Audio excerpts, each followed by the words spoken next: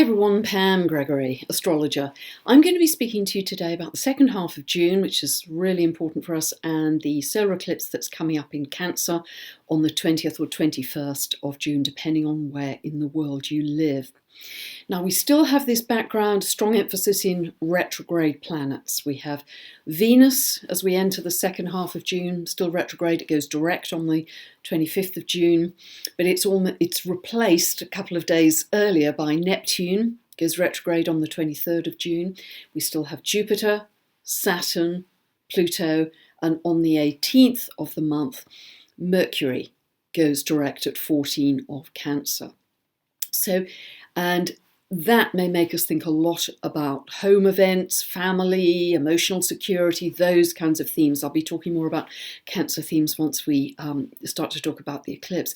But this background of retrogradation, which is very strong, and some of the outer planets don't move direct until very late in the year, October, November, this is a very, very precious opportunity for incubation, chrysalis. We are always more introspective when planets go retrograde. We're sort of integrating the wisdom from the experiences we've had. And yes, in a very physical sense, we've turned inwards through lockdowns across a big part of the world. But it's also a very valuable introspection for us spiritually, because through this process, we are actually using the time to hatch something new, to create a whole new world for ourselves that will start to concretize, if you like, and move forwards at the end of the year and into 2021. So whatever we're doing now, each of us individually and collectively, in our thinking, in our emotional frequency, we are creating the broadcast, the vibration for that new world. As we emerge from this, as we emerge from this lockdown and any other lockdowns that may happen this year. So it's such a precious opportunity that we mustn't waste. So for many people, they've really been using it in this way. I know many people are working very hard on this in terms of meditation and spiritual practice. But for those who maybe haven't up to now, who've just felt a lot of frustration or depression, precious opportunity that doesn't often come this way because of the extraordinary circumstances that we're in. So you see it in that very positive light. It's an alchemy. You know, this is our creator's cave, if you like. Then on the 20th of June, the sun moves into Cancer. And that is in the Northern Hemisphere, the summer solstice. And solstices in general, equinoxes, are real power days because the magnetic field of the Earth drops at those times. The ancient people seem to know that, sense that, and that's why they often held ceremonies at that time, because they were aware they could get high level information more easily on those days. So they're real power days. Within a few hours of the solstice, we have the solar eclipse.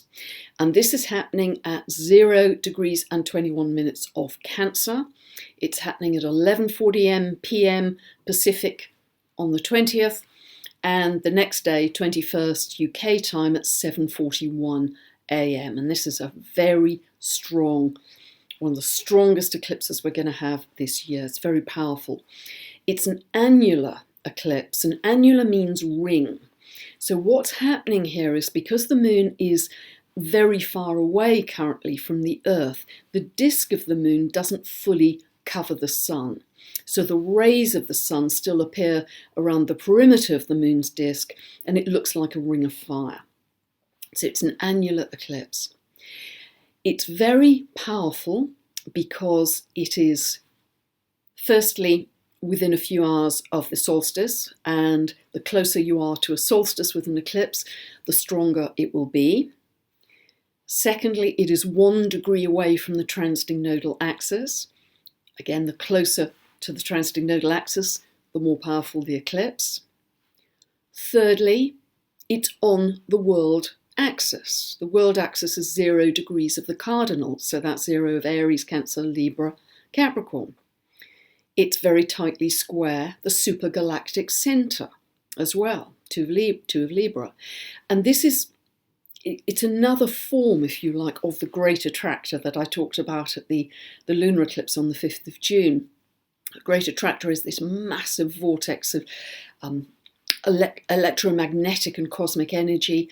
Equally, the supergalactic center is also creator energy. It's primordial creator energy. So again, this can act as an impetus for creating new things for ourselves and for the world. In addition to that, another reason it's powerful is it's at the midpoint of the Saturn-Pluto conjunction at the beginning of the year, 12th of January, and the Jupiter-Saturn conjunction that is going to be happening for us in December in Aquarius. And so it's a very important pivot point, midpoint, because the Saturn-Pluto conjunction, which sets up the tone for the whole year, as I've spoken about many times, this is about containment, lockdown, control, power, abuse of power, but also whichever sign Pluto is moving through, it deconstructs what that sign is about. So it's deconstructing Capricorn. So this is the vertical power structure in society, be it governments, social structures, big corporations and organisations. We can see that happening in the world, that governments aren't functioning particularly well right now. So that deconstruction has to happen, and then we're in this powerful incubation period of creation. And then as we move right to the end of the year, we're moving into something different. This Jupiter-Saturn conjunction in December, so it's a 20-year cycle, and astrologers see it almost as generational. It's to do with a new world view that begins every 20 years. Now, for the last 600 years, apart from a short dart in, I think it was 1981, into Libra, this hasn't happened in air signs for 600 years. But it's in Aquarius, an air sign, so it's the beginning of a 20-year cycle, but actually the beginning of a 200-year cycle, because the conjunction is going to repeat in air signs for another 200 years. So it's a very significant new beginning. So we've got, the collapse of the old and the beginning of the new, and we are creating in our studio at this point. Now, eclipses are like wildcards. They are very powerful because they individually can jump us forwards onto our soul's path of growth if we've strayed from that in any way. It's often a time of very big events in the world, particularly because it's on the world axis, so there's something likely to happen on the public stage. Now, yes, the last time we had a solar eclipse at this degree, it was in June of 2001, which was the last eclipse before 9/11. We also had a hard Saturn-Pluto aspect at that time. That doesn't mean to say that that kind of thing will happen again. As I've said right through my work for years, that the astrology gives us the pattern. It is our level of consciousness individually and collectively that determines the manifestation. So if we are filled with anger and hate and fear, we're going to have a very dramatic manifestation. If we are filled with love and compassion, that is going to give us a very different manifestation in the world. It's a mirror of our frequency that we're broadcasting, and I believe that absolutely in my bones. So this is where our work lies. Now, if you have any planets or angles between 25 degrees of the mutable signs, so that's Gemini, Virgo, Sagittarius, Pisces, or 5 degrees of the cardinal signs, Aries, Cancer, Libra, Capricorn, you are going to be feeling this personally in some intense way. I mean, eclipses are always intense. With this one, we may feel that we're being kind of squeezed through the eye of a needle almost, but it is potentially a big new beginning for you. So see where 0 of Cancer falls in your chart. This is like a super big new moon. Set a new intention for yourself in that house area, that area of life. And if you don't know what I'm talking about with that, just check out this link above. You can download a free birth chart from my website, and then you go to my store and buy a 2-part tutorial video series that will explain how to find these points I talk about in every update I ever do, and where it's falling for you in your chart, and therefore what that means for you. And it's super valuable to help you understand the deeper meaning. So see what it means for you, set a new intention, but don't forget to set a new intention for the world too. It's really important. So eclipses are power packed. Now, the sign of Cancer is to do with the home, the family. As I say, it can be to do with issues of emotional security. It's to do with your roots. It can be a sense of nationhood, the home being the country, strong sense of nationhood. It is very sensitive. It's to do with nurturing. You feeling you need nurturing, but equally instinctively knowing what other people feel, what other people need to feel nurtured. So it has great empathy, sensitivity, compassion for others. So this compassion will be very strong at this time. And of course, compassion is a very high vibration. So we're going to be feeling that for other people. It's also still, however, quite potentially, because of the sensitivity, quite a reactive solar eclipse, because in the lunar eclipse we had on the 5th of June, we had Mars exactly square the Sun and Moon. We still have Mars square the Sun and Moon here. It's an out of sign square because Mars is at 25 of Pisces, Sun and Moon are at 0 of Cancer, so that really Mars needs to be just into Aries to make it a tighter square, but nevertheless it's operational. And this can make us, because of as I say, the sensitivity of Cancer, a little bit kind of trigger reactive, hairline trigger. And, we're just seeing so much of this, not only in the world, this aggressive triggering, but also on social media. It can be just a word or something's misinterpreted and, somebody reacts very angrily. And it really doesn't help any of us, because our task at the moment is to come together, to absolutely come together. So we're moving towards more Aquarius energy. This is the power of the people. This is collaboration. This is operating with one mind, but it's very much operating with one heart. One of the important themes in Aquarius is equality. We're all equal. Doesn't matter what colour you are, what race you are, what nationality, it doesn't matter. We are equal humans. And it is that sense of every one of us being a divine spark in this collaboration to form a new world that is so important for us. So just watch that and really try and pull it back. Now, Mars is conjunct Neptune here at this solar eclipse. So this is really excellent for any spiritual action, whether it's volunteering in your local area or going down to help with the soup run if that's allowed at the moment, or just taking spiritual action at home, yoga, tai chi, qigong, meditation, to keep your frequency high. Neptune is very strong at this time because it's drilling down on 20 degrees of Pisces the whole month, and it goes retrograde on the 23rd, 20 of Pisces. So it at its highest level, it's about idealism, it's dreams, it's your dreams may be much more active or louder for you. Tune into your dreams, tune into your meditation in a more connected way. It's also about compassion. It's about unconditional love. It's this very fine connection with people that you can feel how other people are feeling beneath the words. So it's beautiful energy. So there's this kind of sense of spiritual connection that comes in with this too. Now with Neptune, yes, at a lower level, it can be deception, what's true, what's not, scandals, leaks. It can be feelings of overwhelm for us, or confusion with all this not true, true, not true. But the more we can use it up, and this is true of any planetary energy, the more we can use it up at the higher level of expression, the less energy it has to manifest at the lower level. One of the many great things about astrology is it gives you the map, it gives you the archetypes, and in understanding those you can change gear and say, okay, that's my Neptune, strong Neptune happening, I want to live it at the higher level, and you can consciously choose that to operate more fully in your life.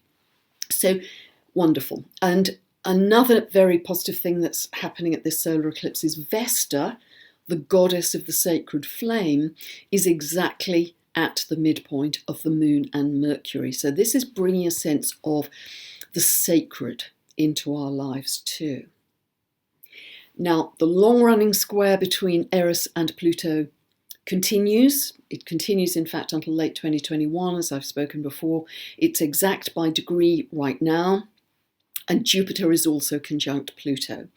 So this is not only Eris, goddess of discord, chaos, warrior for truth, awakener, female awakener, and she takes to the streets very often to disrupt the status quo. And she is running up against this strong power and control of Jupiter-Pluto in Capricorn. Now, it's very interesting, not only this process of Pluto deconstruction, the tree falling in the wood and it has to rot down completely before new life can form, but if you think of chaos theory, if you know anything about chaos theory in physics, that chaos happens in a liquid or a gas when the molecules become very disordered, and they stay in this kind of very chaotic, disordered state until they finally form a new pattern, completely new pattern, and then new coherence falls. So we're moving from disorder, chaos, incoherence into coherence, and that's a theory in physics. But interesting to read about chaos theory.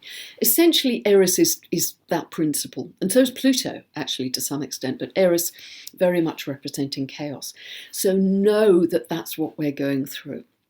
Don't be too attached to the externals. Keep your radio dial, your anchor, your focus, your center internal. That's where you go to find truth. That's what you check in with when you're running into truth, non-truth. Now, Jupiter conjunct Pluto increases the power and control of governments. Big government can be hidden government.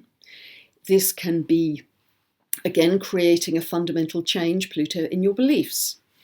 Jupiter also, in a very positive sense, because you see it in the charts of very wealthy people, give us great resourcefulness. It's about creating a whole new big picture. Creating a whole new big picture for self at this big new beginning, solar eclipse, but also for the world. Don't forget your social responsibility in your chrysalis for creating. So really positive. Now, it's very interesting that this solar eclipse falls at 0 of Cancer, falls exactly on the Mars in the birth charts of India and Pakistan. That's where their Mars is. Mars is their assertion. It also falls on the Mars of the Chinese leader. So we'll just watch for that. And in addition to that, if we look at where the path of the eclipse is, often the path of the eclipse will show which countries, not necessarily all of them, but one or some of them, will be likely to manifest the symbolism of the eclipse strongly over the coming months. So it falls across Central Africa, Saudi Arabia, a lot of Asia, Hong Kong, China, India and Pakistan. India and Pakistan, remember, their Mars in each case is exactly at 0 of Cancer too. So we'll just watch and see what unfolds. Not right now necessarily.